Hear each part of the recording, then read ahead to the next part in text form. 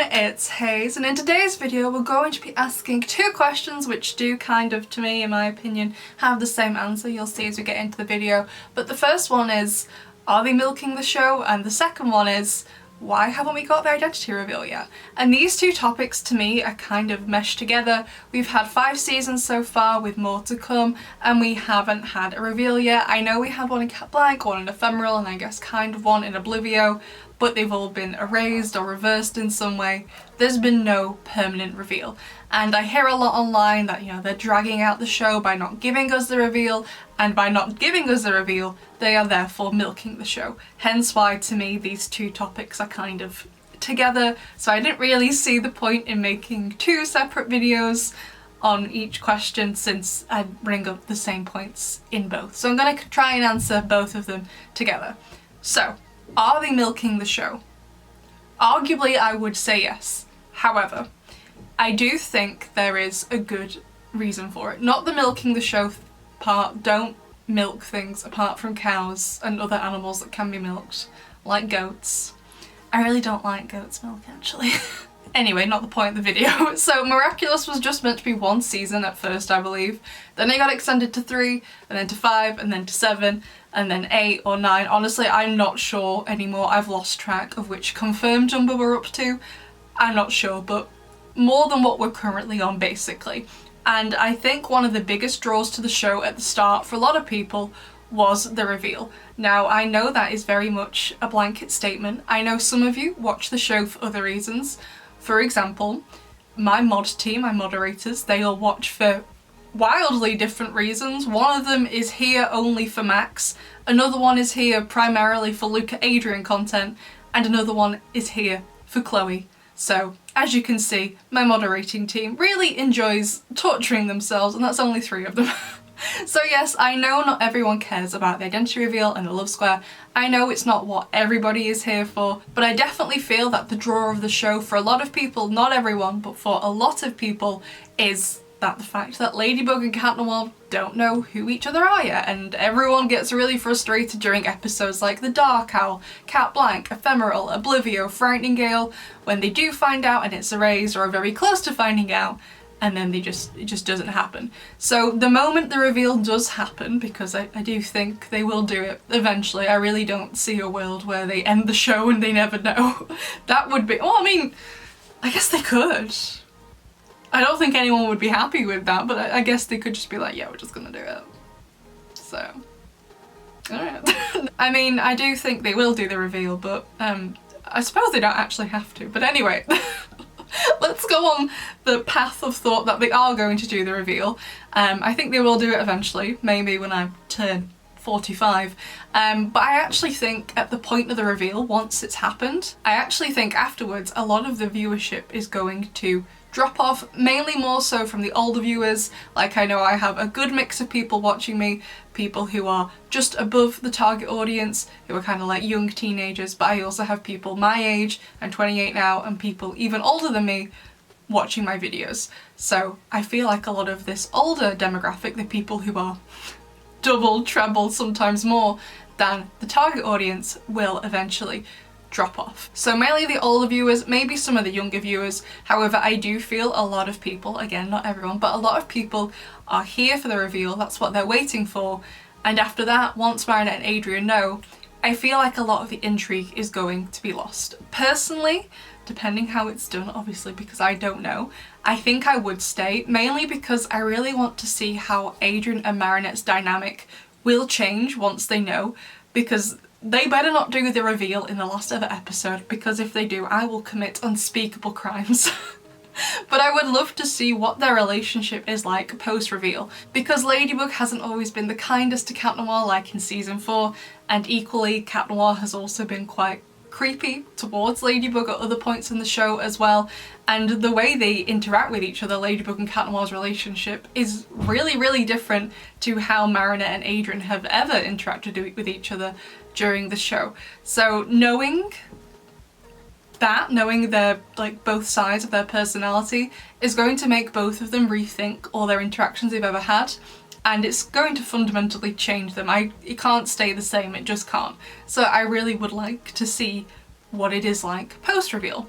And I do think others would too, but not everyone will care, and if it's not executed well enough, I definitely feel like there will be a drop-off. If we had like a graph of viewership of the show predicted, I think the audience would slowly start to trail off post-identity reveal. Of course, by the time the reveal happens, I would hope by then there are other intriguing things going on in the show, like there are other heroes, there's some anticipation around the new villain like Lila or Tomoe, or maybe someone else, and everyone's excited to see them be revealed to Marina and Adrian and how they're defeated or not, and they get to make a wish again and truly does render the show pointless.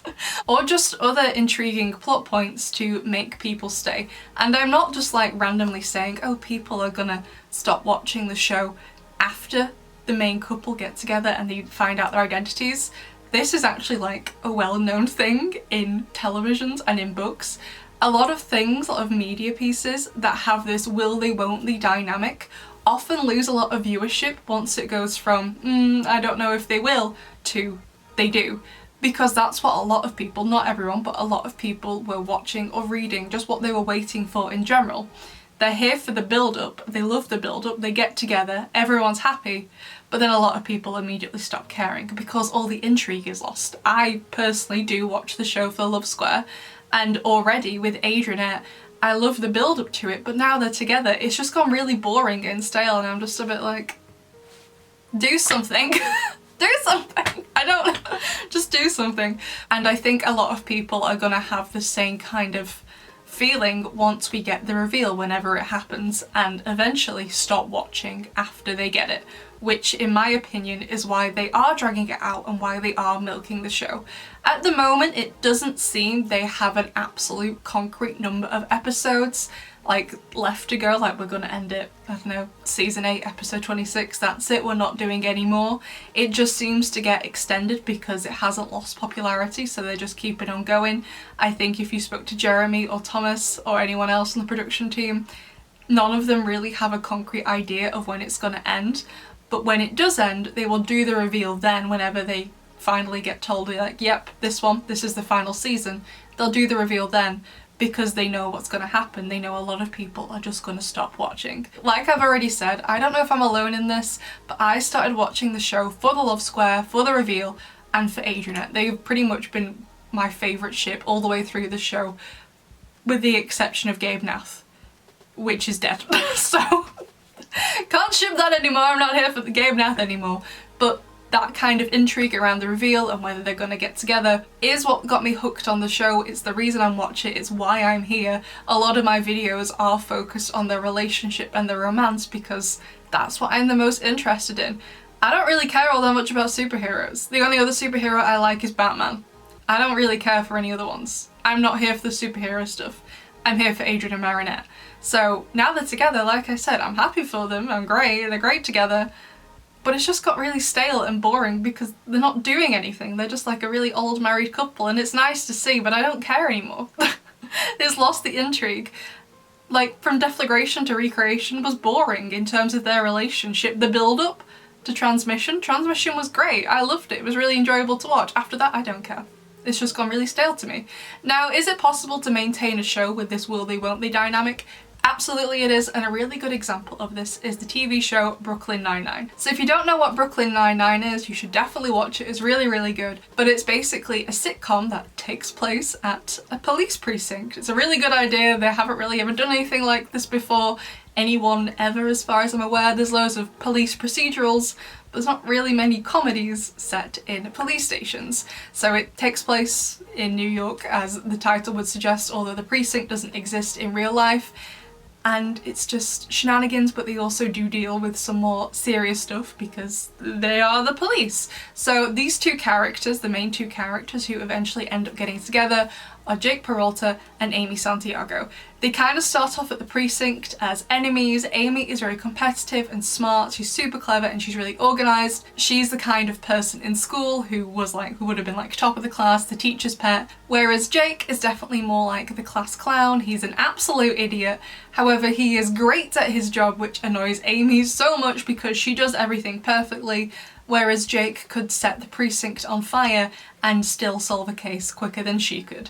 and they spend ages getting together. It's over multiple seasons, but the show doesn't get boring once they do, which is really important. So while Jake is the main character of Brooklyn Nine-Nine, he is the lead, Nine-Nine often feels like an ensemble cast at times, and all of the characters are interesting and help carry the show before they get together, during them getting together, and after them getting together. So Boyle, for example, is Jake's best friend. He is this silly man who has really no idea what's going on. There's also Rosa, who would knock your lights out. I'm having dinner with my parents. So? You don't even like your parents. You call them smiley morons and hug freaks. Plans are plans. I'm a badass, not an anarchist. And she also sounds like this in real life. Their comedy really comes from a really heartfelt, lovely sort of family place, and at the same time pokes at everyone in the family and sort of takes the air out of them. And fun fact, she was also the voice of Mirabelle in Encanto. Captain Holt is this no-nonsense, very serious person who delivers his lines in all the same monotone voice, and it's just hilarious. All his dry delivery of comedic lines is so funny. Terry Crews plays Terry. I don't know if that was intentional, and he's a dad who's worried about his children and everyone at the station because he's a sergeant. And then there's also Scully and Hitchcock, who are like the precinct's punching bags. What's going on with those files? Oh, we're not working on them. We're on strike. Hunger strike. You're eating potato chips. Chips don't count. My doctor said they have zero nutritional value. So while Jake is the lead character, the others lead episodes as well as him, and temporarily become the lead in episodes where he's not needed as much. So even when Jake and Amy do get together, there's a lot of other things driving the show. A lot of other people are there for the other characters and their storylines as well. And describing it to you all has now made me want to rewatch the full thing. It's really good. However, we don't really get that with Miraculous, which I kind of get. You don't really do subplots in a show for 8-year-olds, and whenever they do try to do subplots in Miraculous, they usually forget about them. That Noir has feelings for Marinette Dupan-Chang. I don't know to what extent, but they exist. And they're a weakness that I intend to exploit. And despite the amount of characters in the show, it is nowhere near what I would describe as an ensemble cast. 90% of the focus is on Marinette, with Adrian getting like 5% and Alia getting the other 5%. And you could even argue that Gabriel had some main character episodes too, particularly in season 5 in episodes like Deflagration and Intuition.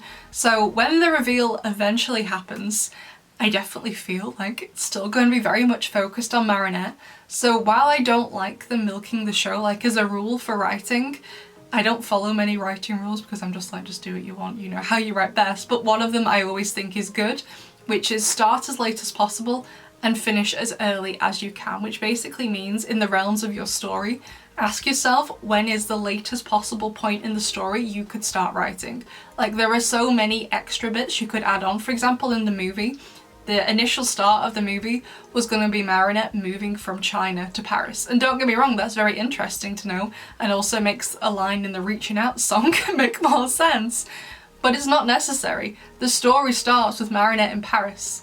Her life story starts back in China, but her story about Miraculous starts in Paris. So whilst it's very interesting to see, and I would love to see the deleted scenes of it, is not necessary to the film. So you start as late as possible and you finish as early as you can, which basically means as soon as you're done with the plot, end it. Don't drag it out. Don't give extra scenes. Whilst that can be fun, we don't need it.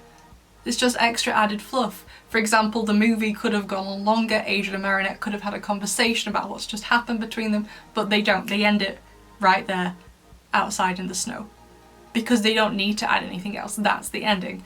So start as late as possible, finish as early as you can. So while I think that's a great piece of writing advice, I do also get why the reveal's not happened yet, because shows with this will they won't they dynamic often fall off when it happens and usually end very soon afterwards if they don't have the momentum and intrigue of other things going on, because the viewers aren't interested and they stop watching, so the show's going to stop making money, so they can't afford to make any more of it. So the show stops. Of course, I don't know what's going to happen, and it seems like the writers don't know what's going to happen, which is another problem because the show is so popular, it keeps getting extended, so it seems like they're milking it. But I would hope between now and whenever the reveal happens, whether it's in season 7 or season 93, which is going to be playing as my coffin is carried into the church for my funeral, I would hope by then, whenever then is, there is more intrigue, more things interesting going on in the show other than the identity reveal, like Lila, like Tomaway, another villain if by that point they defeated Lila and Tomaway. I don't know who that would be though. Whatever's going on with Luca being a guardian, maybe Suhan, the other guardians who've been revived in Tibet, we've never heard a word from them since. The general hero team, the other specials, those heroes coming back. But if that intrigue isn't there, where the viewers want something else other than the identity reveal, if that isn't there, then I do think the show will drastically decrease in viewership and popularity after the reveal, and I'm not 100% certain the show could sustain itself post-reveal. I would love them to be able to do that, but this kind of dynamic is hard to deal with the moment it changes, because not everyone cares after that point. So while I dislike that they are milking the show and dragging out the reveal, because they are, at the same time I also understand why people are doing it, because it's like a well-known phenomenon. Everyone is sat here watching for this thing to happen, and when it happens, people stop caring. So I also get why they are dragging out the reveal, because of what happens. So yeah, those are the answers to the questions, besties. Maybe it wasn't the answer you were looking for, but to me that's basically the reason why they've done this. It's a well-known thing that happens in a lot of media, especially when you have this dynamic, which is why a lot of people try to avoid this dynamic because of what happens. But anyway, besties, that's just what I think, with my opinion, being a professional writer and everything I've seen that is similar to Miraculous with the same dynamic. But of course, I'd love to know what the rest of you think, and I will see you in the next one. Bye!